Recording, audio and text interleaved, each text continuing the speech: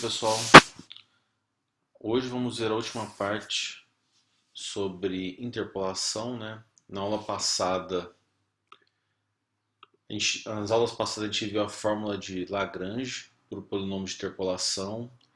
Na aula passada a gente viu a forma de Newton para o polinômio de interpolação, né? Que a gente usou a tabela de diferenças divididas para determinar esses coeficientes alfa do polinômio de interpolação. E agora a pergunta que fica é o seguinte: a nossa motivação foi sempre pegar uma função, discreta ou não, aproximar ela por um polinômio de interpolação nos nós de interpolação dessa função. A pergunta que fica é o seguinte: será que esse polinômio de interpolação fornece uma boa aproximação para a função? Mais ainda, será que tem como eu estimar o erro dessa aproximação, de aproximar uma função que pode ser muito complicada para um polinômio de um determinado grau? Então, a aula de hoje a gente vai concentrar em erro nas formas de interpolação. O primeiro teorema que a gente vai ver é o teorema para o erro de interpolação tanto na forma de Lagrange e de Newton, que é dado por esse enunciado que vocês estão vendo. Sejam f uma função de classe n mais 1, ou seja, ela é contínua, derivada primeira contínua, derivada segunda contínua, até a derivada n mais 1 contínua, no intervalo AB, certo? Onde o primeiro nó de interpolação coincide com o extremo inferior do intervalo, que é o A, e o último nó de interpolação coincide com o extremo superior desse intervalo, que é o B. Todos os nós de interpolação são distintos 2 a 2, né, para garantir a existência e unicidade do polinômio de interpolação. Pn é um polinômio de interpolação de grau menor ou igual a n da função f de x. Então, o erro que eu vou cometer de aproximar a função f por esse polinômio no ponto x, em algum ponto x que mora nesse intervalo, é dado por essa expressão. O erro do polinômio de interpolação de grau n no ponto x é igual a f de x menos pn de x, que nada mais é do que fn mais 1, ou seja, derivada n mais 1 da f, em que si sobre n mais 1 fatorial, vezes o produtório de x menos xi.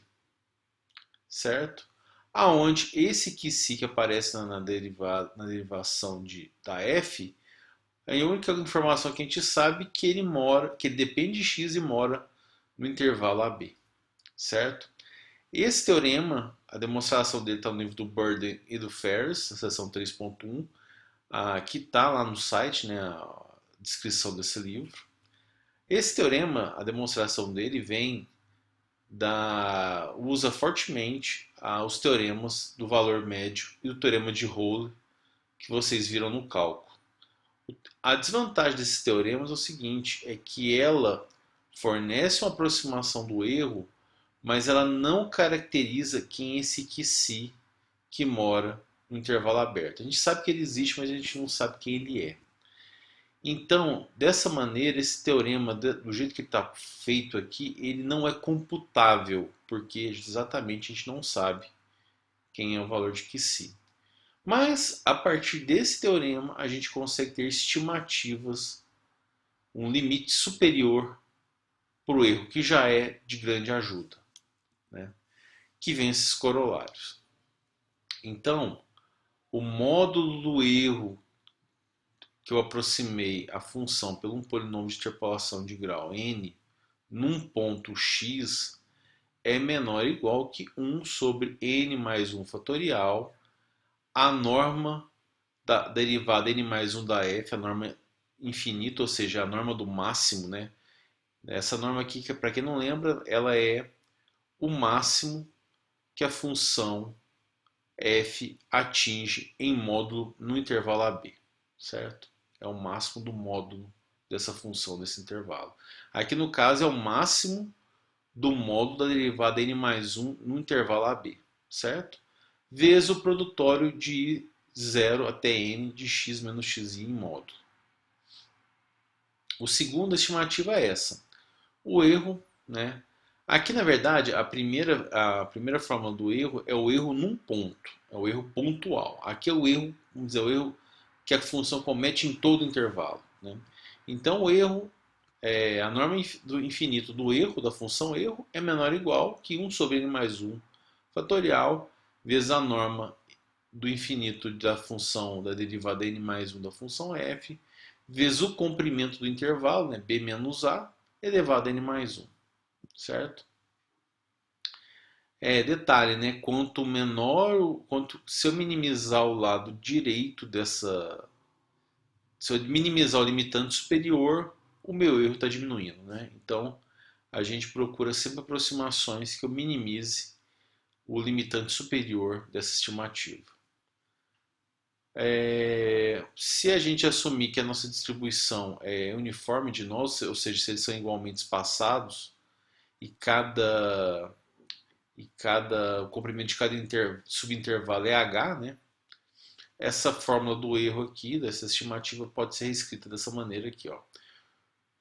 O erro, né, do polinômio de interpolação, norma do infinito, é menor ou igual que h sobre n mais 1 sobre 4 mais n, vezes a derivada a norma infinita da derivada n mais 1 da função f.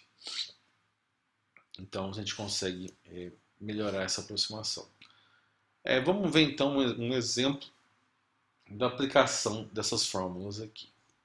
Então o exemplo é o seguinte: se a função f de x igual ao cosseno de x é aproximada por um polinômio de grau 9 que interpola f em 10 pontos do intervalo 0 a 1, quão grande é o erro de interpolação nesse intervalo? Notem que pelo enunciado eu não estou pedindo o erro num ponto que mora nesse intervalo 0 a 1.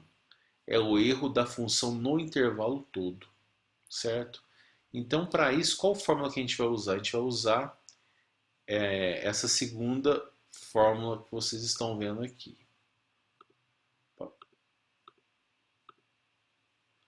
A gente vai usar a segunda fórmula que vocês estão vendo aqui embaixo, né? Porque ela dá uma estimativa em todo o intervalo.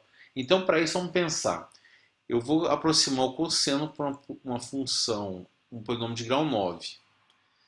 Né? Então, aqui no caso, n igual a 9. Então, vai ficar 1 sobre 10 fatorial vezes a derivada décima do cosseno vezes, na norma do infinito, a derivada décima do cosseno. O intervalo, o A era 0, B igual a 1. Né? Então, o comprimento desse intervalo é 1. 1 elevado a 10, que é 1.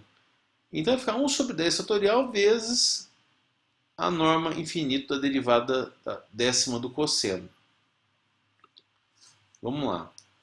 Só que a norma do máximo da derivada décima do cosseno é o seguinte, né? A derivada do cosseno, ou ele é cosseno ou seno, né? E esse módulo, né? Eu preciso do módulo. O nome do máximo é o máximo do módulo da derivada nesse intervalo. Então, a derivada ou é seno ou cosseno em módulo. Desculpem. A gente sabe que o máximo do cosseno e seno, tanto faz, é 1, né? Porque ela é limitada no intervalo de menos 1 a 1. Em módulo, então o limite, o máximo que ela vai atingir é 1. Então, tanto faz ser seno ou cosseno, o máximo nesse intervalo vai ser 1. Então, o erro vai ficar 1 sobre 10 fatorial vezes essa norma aqui, que é 1, vezes 1 elevado a 10, que é o comprimento do intervalo, elevado a n mais 1. N é 9. Então, vai ficar 1 sobre 10, dá 1 também. Então, moral da história, o erro de aproximação da função cosseno por um polinômio de grau 9 nesse intervalo vai ser limitado por 1 sobre 10 fatorial, que é menor que 2,8 vezes 10 a menos 7. Ou seja, é uma excelente aproximação, né? Que a gente lembra, se a gente lembrar, se eu for aproximar de forma exata o cosseno, a gente precisa da série de Taylor. Só que a série de Taylor é um polinômio de grau infinito, né? Aí vem a seguinte pergunta: será que Pn converge para f se eu aumentar o grau do polinômio, ou seja, se eu pegar um polinômio de grau 10, vai me dar uma aproximação melhor que um de grau 9. Se eu pegar um de grau 20, vai ser melhor do de grau 10. Se eu pegar um de grau 100 e assim por diante. Vamos guardar essa pergunta por enquanto. Vamos fazer um exemplo para ver se isso acontece ou não, se essa conjectura nossa é verdadeira ou não. Vamos considerar essa função f de x 1 sobre 1 mais 25x ao quadrado no intervalo de menos 1 a 1. O que a gente vai fazer? A gente vai plotar no MATLAB o polinômio de interpolação de f na forma de Lagrange, usando aquele código que eu passei para vocês na aula anterior, usando 5, 7 e 16 nós de interpolação igualmente espaçados desse intervalo. Então, primeiro eu vou aproximar, então, como eu tenho 5 pontos igualmente espaçados, no primeiro caso eu vou aproximar essa função para um polinômio de grau 4, depois um de grau 6 e depois de um grau 15. Se a nossa intuição diz para a gente que se eu aumentar o grau do polinômio, eu vou querer, ou seja, eu vou ter uma aproximação melhor para a função f. Vamos ver se isso acontece na prática.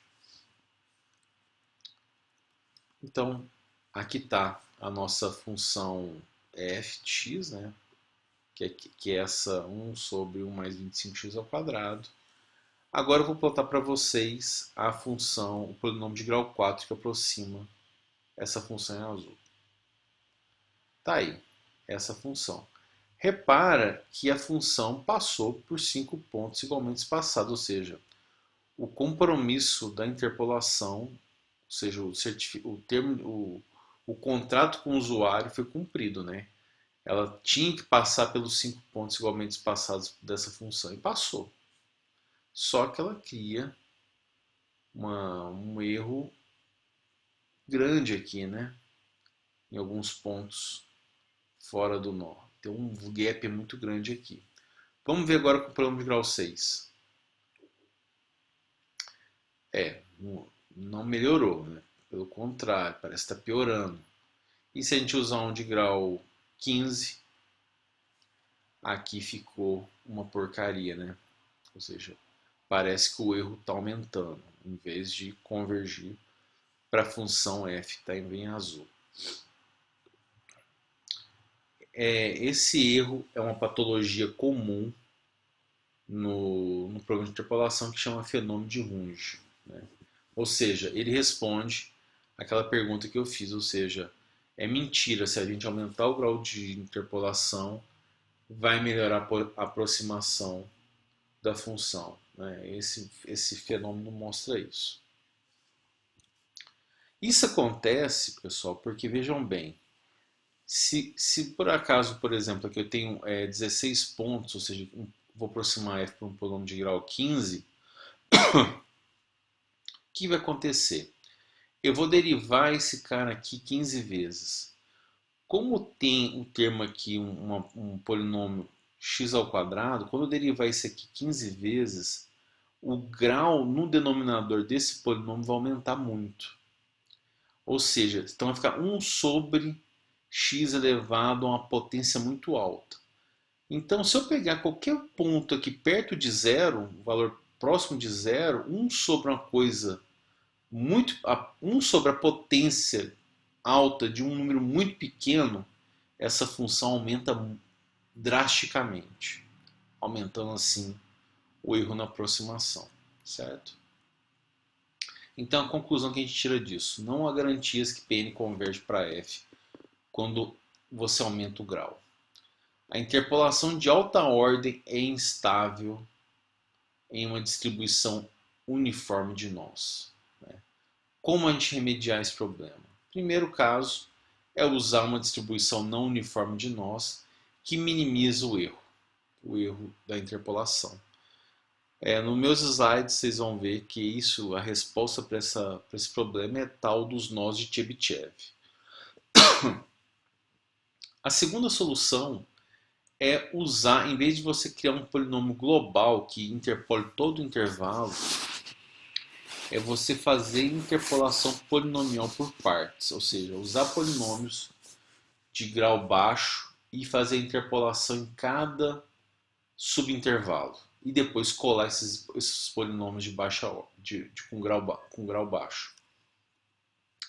Isso é o que a indústria mais usa. Eu não vou discutir isso no curso, não faz parte do tópico, mas eu só vou falar para vocês, dar uma indicação que esse problema tem solução e que a indústria acaba usando o que se chama de splines, né? As splines, na verdade, são, como eu falei, você tem um intervalo de nós, né, de x0 até xn, e você vai dividir esse intervalo grande em subintervalos, que vocês estão vendo aqui. E para cada desses intervalozinhos, você vai aproximar por um polinômio de grau 3, por exemplo. Grau 3, ou seja, polinômios cúbicos.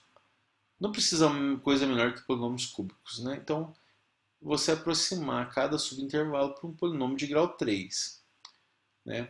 E as condições que a gente tem que impor é o seguinte, né? Que a função, que o polinômio, que esse polinômio por partes, ele respeite as condições, as restrições de interpolação, ou seja, ele é avaliado em cada nó, é o mesmo valor da função. E o x da questão, para a gente construir isso de uma forma consistente, efetiva, é garantir que a cola desses polinômios satisfaçam certas condições também. Ou seja, que essa cola tem que ser contínua. E além disso, se eu estiver usando, por exemplo, o polinômio de grau 3, que tanto a derivada primeira e a segunda também nesse ponto sejam contínuas, ou seja, elas se casem aqui. Então, essa é a parte difícil para a gente montar esse polinômio de interpolação por partes aqui. Não vou falar sobre como fazer essa montagem, está nos slides para quem tiver curiosidade. Mas o que eu posso falar para vocês é o seguinte, que se a gente rodar o mesmo problema lá, aquela função que o polinômio de Lagrange capengou para aproximá-la com 16 pontos igualmente espaçados, se vocês olhar com a spline cúbica, que está em rosa, ela praticamente crava nessa função, exceto aqui na origem, porque eu não tenho um nó de interpolação aqui na origem. Né? Se eu tivesse pegado um número ímpar de intervalo, eu poderia ter pegado um ponto aqui na origem aqui e encravado aqui também a função. Reparem que funciona muito bem, ou seja, aquela oscilação que eu tenho, aqui eu passo a não ter ela. Aqui está uma estimativa para o erro da spline cúbica, né? Ou seja, repara, eu posso ter a quantidade de ponto que eu tiver, eu nunca vou passar a da ordem de derivar a derivada quarta da função que eu estou aproximando. Então esse erro aqui está bem domesticado, né? Bem domado. Além disso, o MATLAB implementa as splines, né? O comando é spline, é a mesma sintaxe da nossa função de Lagrange lá, você passa o conjunto de pontos dos nós de interpolação, os valores que você quer avaliar esse polinômio, e ele vai te retornar os valores desse polinômio de interpolação avaliados nos valores de x, certo? E aqui está um exemplo de aplicação. A maioria dos programas de CAD em engenharia usam, o AutoCAD, por exemplo, usam splines. Aqui está eu peguei aqui uma imagem de um perfil de um carro, né, para a gente tentar modelar a aerodinâmica do carro. Aqui eu fui lá no GIMP lá, ou no Photoshop e com a pincinha lá peguei cada pixel dessa imagem, está aqui nessa tabela. Tem 1, 2, 3, 4, 5, 6, 7, 8, 9, 10, 11, 12, 13, 14, 15, 16 pontos que eu peguei na mão. E aí eu chamei a função do MATLAB para calcular a curva, né, o perfil da aerodinâmica, para a gente estudar a aerodinâmica desse carro aqui. Repare que eu não tive nenhuma oscilação. Então é isso. Com isso a gente encerra esse assunto sobre interpolação. Espero que vocês tenham gostado da aula de hoje e até a próxima aula.